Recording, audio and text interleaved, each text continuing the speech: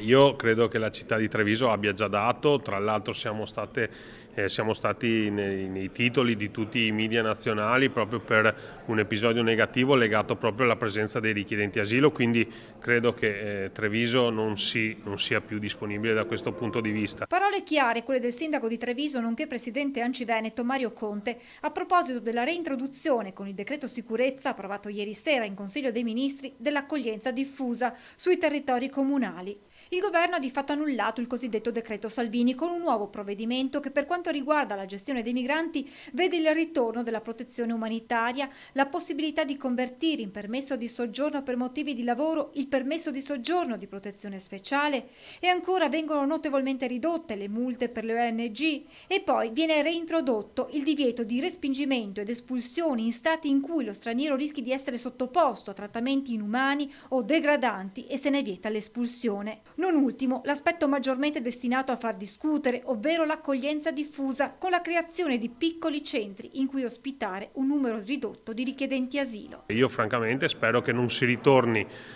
come nel passato a vedere i richiedenti asilo stazionare nei parcheggi pubblici piuttosto che nei parchi cittadini. Con il ministro Salvini eravamo riusciti a riordinare, l'accoglienza diffusa è fallita proprio nel momento in cui in città governava il Partito Democratico, perché ricordo che 10 amministrazioni comunali, tutti a guida Partito Democratico, non erano riusciti a garantire 50 posti letto in oltre 2 anni di tempo. Quindi è un progetto al quale non credevano nemmeno coloro che l'avevano proposto. Come presidente ANCI Veneto, il sindaco Conte si dice pronto ad un confronto con il governo. Come presidente ANCI noi ci proporremo sempre collaborativi, costruttivi, se servirà anche critici. L'obiettivo di ANCI e dei sindaci è quello di tutelare e garantire la sicurezza nei nostri territori. Difende invece il nuovo decreto sottolineandone l'importanza e racchiudendo in 3 parole, umanità, legalità e sicurezza, i contenuti del provvedimento stesso, il sottosegretario all'interno Achille Variati, che lancia poi un messaggio chiaro ai sindaci. Un sindaco